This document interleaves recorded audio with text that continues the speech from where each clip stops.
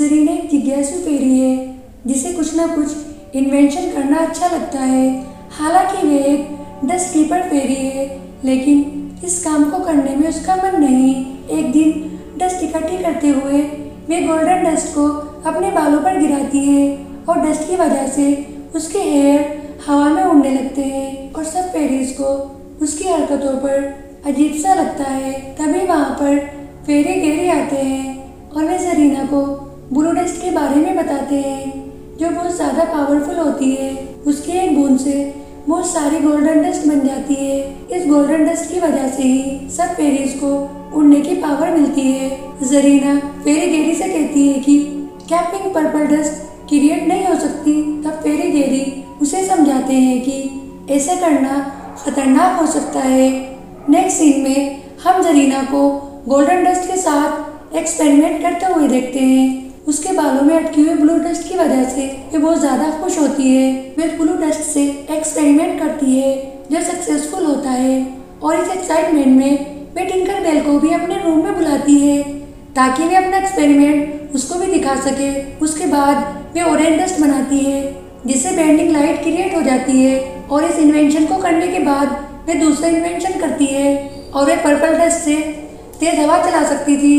इसी तरह वे pink dust create करती है, लेकिन टिंकर बेल उसको समझाती है कि ऐसा करना खतरनाक हो सकता है। लेकिन जरीना उसकी बातों को अनसुना कर देती है और वे बातों ही बातों में पिंक डस्ट जरीना के हाथों से छुटकर एक गमले में गिर जाती है जिससे एक छोटा प्लांट एक बहुत बड़ा पेड़ बन जाता है और वे सारी पिक्सी होलोज को तबाह कर देता है। सुपरवाइजर फेरी गेरी को उस पेड़ पर पिंक डस्ट दिखाई देती है जिससे वे समझ जाते हैं कि ये सब जरीना ने किया है और अब जरीना वहां आकर फेरी गेरी से सॉरी करती है, लेकिन वे काफी गुस्से में होते हैं और वे जरीना को डस्ट कीपर की ड्यूटी से हटा देते हैं और जरीना दुख में आकर वापस अपने घर आती है और सारा इन्वेंशन का सामान इकट्ठा करके वहाँ से बहुत दूर चली जाती है।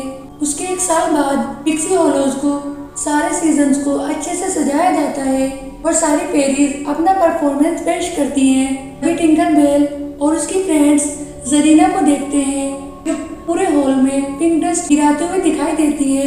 उसको देखकर टिंकर बेल और उसकी सारी फ्रेंड्स छिप जाती है। इधर हम जरीना को देखते हैं जो ब्लू डस्ट चुराकर भाग जाती है जिसका इस्तेमाल येलो डस्ट बनाने में किया जाता था। येलो डस्ट की वजह से ही सब फेरीज उड़ सकती थी। वे सब जरीना के पीछे जाती है जहाँ वे देखती है कि जरीना एक शिप की कैप्टन बनी हुई है और वे सब किसी तरह ब्लू डस्ट से उसे छीन लेती है। लेकिन जरीना उनका पीछा करती है और उन पर मल्टी कलर की डस्ट फेंकती है और फिर से ब्लू डस्ट उसके हाथों में चली जाती है। अब मल्टी कलर की डस्ट की वजह से टिंकर बेल एक वाटर फेरी बन जाती है और सिल्वर मिस्ट तेज उड़ने वाली फेरी, पॉन एक लाइट फेरी, डेसा एक गार्डन फेरी, रोसिटा एक एनिमल फेरी और बीडिया एक पिंक फेरी में चेंज हो जाती है और वे सब इन नई पावर से काफी परेशान होती है। उसके बाद वे सब जरीना को ढूंढती है। तभी उन्हें एक क्रोकोडाइल का बेबी मिलता है। रोसिटा फेरी को हक करता है क्योंकि अब वे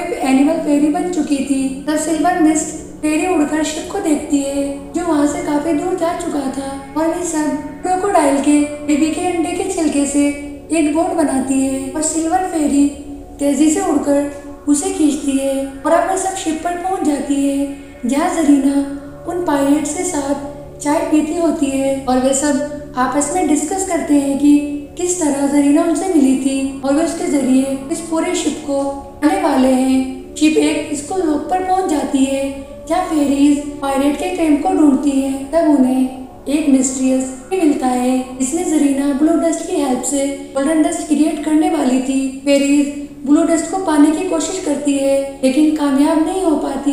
इस कोशिश में इरिडेसा अपना कंट्रोल खो देती है और एक ड्रायल में फंस जाती है, लेकिन जरीना उन पायलट्स की हेल्प से उन्हें पकड़ लेती है और टिंकर बेल उसे समझाने की कोशिश करती है कि उन पायलट्स का, लेकिन जरीना उसकी बातों को अनसुना कर देती है और तब उन्हें एक पायलट फेरीज को एक बॉक्स में बंद कर देता है। इधर जरीना अपने एक्सपेरिमेंट में सक्सेसफुल हो जाती है। वे ब्लू डस्ट की हेल्प से बहुत सारी गोल्डन डस्ट बनाती है। जरीना जेम्स कुक को उड़ने में हेल्प करती है और वे गोल्डन डस्ट उस पर गिराती है जिससे वह उड़ने लगता है, लेकिन जेम्स जरीना के साथ डबल क्रॉस करता है और वे जरीना को धोखा और वह जरीना को पकड़कर एक लैंटेन में कैद कर देता है और खुद शिप का कैप्टन बन जाता है। देन रोसिटा फेरी उस क्रोकोडाइल बेबी को बुलाती है जो उनकी बॉक्स से बाहर आने में हेल्प करता है और वे सब फेरीज एक कोट की हेल्प से बाहर आती है और वे उस ट्री के पास जाती है जहाँ ब्लू डस्ट होती है और वे ब्लू डस्ट को लेकर जाने लगती है।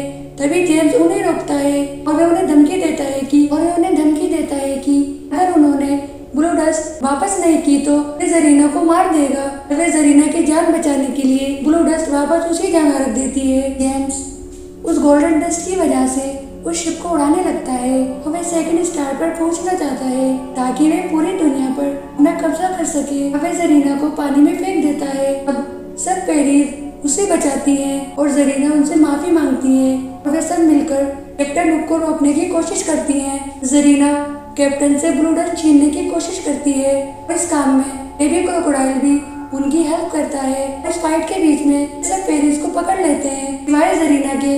अब जरीना जेम्स से ब्लू डस्ट ले लेती है और वे सब पायरेट्स नीचे गिरने लगते हैं क्योंकि जरीना ने शिप को उल्टा कर दिया था। हुक चालाकी से सारी डस्ट अपने ऊपर गिरा लेता है।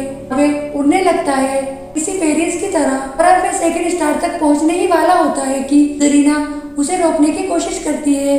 सब फेरीज मिलकर उसे समंदर में नीचे फेंक देती है। अब नेक्स्ट सीन में सब फेरीज और जरीना पिक्सी होलो आ जाते हैं। यहाँ जरीना पिंक डस्ट की हेल्प से सबको उठाती है और वे प्रॉमिस करती है कि अब वे डस्ट के साथ कोई छेड़छाड़ नहीं करेगी। जरीना उन सब फेरीज को डस्ट की हेल्प से पहले जैसा ही बना देती है और उनका टैलेंट उन्हें वापस मिल जाता है। टिंकरबेल और सब फेरीज अपना बेस्ट परफॉर्मेंस पेश करती है। वहाँ का माहौल बहुत अच्छा हो जाता है। इसी तरह इस मूवी का एंड हो जाता है। आपको मेरी एक्सप्लेनेशन कैसी लगी प्लीज मुझे कमेंट करके जरूर बताएं और मेरे चैनल को सब्सक्राइब भी जरूर करिएगा।